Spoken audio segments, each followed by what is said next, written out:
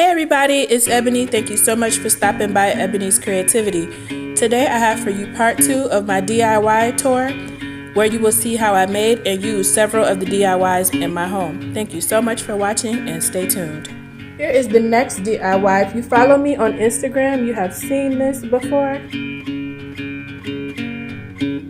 But when I first got it, it was not on casters, which it is now. I added those. Also, I gave it a coat of paint and I had to scrape the contact paper that was on there. And it was not the cheap contact paper that we have now. It was, it was really on there. So I think I did a pretty good job of getting that off. It took me a while to get that paper off. It was like removing old school wallpaper from a wall. It was stuck on there. So yeah, I cleaned this up really nicely, and there is the wine rack from the Pier 1 haul. So I'm glad you're able to see some of those items in use in my house. So there is that. Next DIYs are here in my bedroom. It is this canvas art and also this canvas art. Really quick, done with leftover supplies, and I just use my finger to do them. So that is what those look like. Also, I did the frame around it. I'm thinking about painting the inside of that black so that the picture will really pop, but I'm not sure yet. I can't commit to it, so I didn't do it yet. But here are what those look like. Next projects that I want to talk about are my picture hanging ledges that I made. Really simple to make. A 1x2, a 1x2, a 1x3, and a 1x4 is all you need, and a couple finishing nails. Mine are hung on the wall with drywall screws, so just screwed right through that back piece into the wall. And yeah, I'll give you a closer look if I can. This is stain that I already had, so I didn't even have to buy the stain. This is how they look. So yeah, the 1x4 on the wall, the 1x3 horizontal at the bottom, and then the 1x2 is in the front. Really quick to make. They make a huge impact though, and I have another one up there.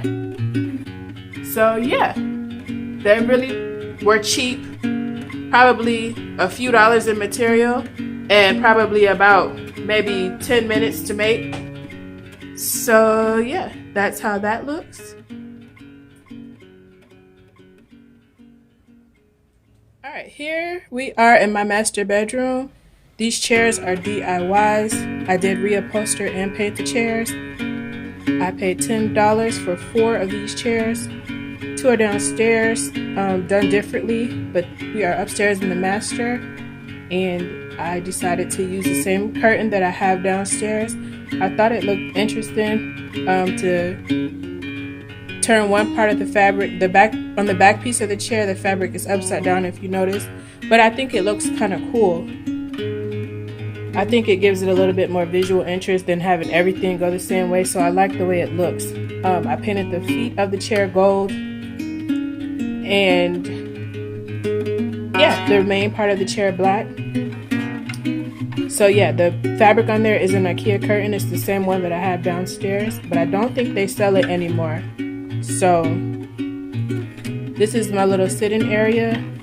That little side table, ottoman, whatever you would use it for, is from Target, and they have a bunch of different kinds of those still available. So yeah, here's my sitting area in my room, and those chairs are DIY. And please excuse that extension cord. My house is old and the sockets are not plentiful, so I had to have an extension cord back there, but that is what it is. So here is my sitting area.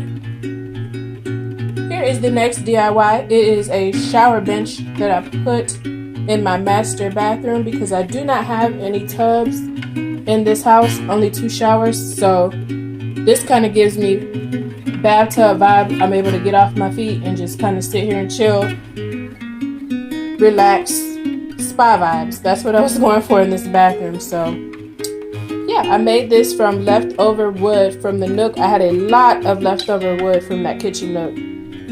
It took much less than I thought it would, so I decided to make good use of the spare pieces. The only thing that I really did have to buy for this was weatherproofing coat. So yeah, I had to do a couple of coats to make it waterproof. So it's the same thing that you would put on any wood that was outside.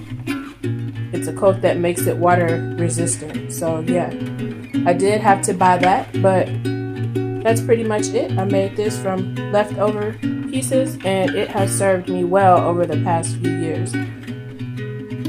So here is my shower bench. Alright, so the last DIY I'm going to show is my vanity mirror, and this is my little area where I can sit here in my office / dressing room and do my makeup. So here's a peek of what's above it, but also made that little picture hanging ledge there with the spare nail polishes on it. But here is my vanity mirror, and I am super proud of this project because it is the first project that I was able to make money off of.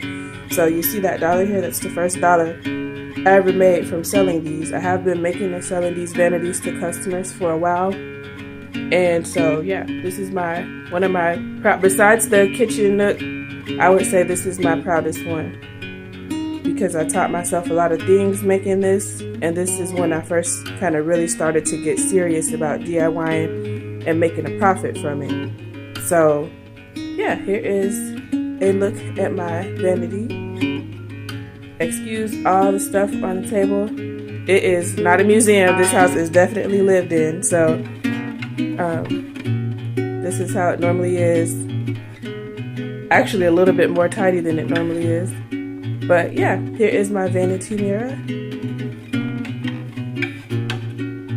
And if you're interested in purchasing one of these, more information about that is to come on this channel, so just stay tuned. Or if you're ready now, you can just DM me, Ebonies_creativity on Instagram, and let me know. So that concludes my DIY house tour part 2. Thank you so much for watching my video to the end. I hope you enjoyed it. Make sure you follow me on my socials, like, comment, share, and subscribe. Have a good one.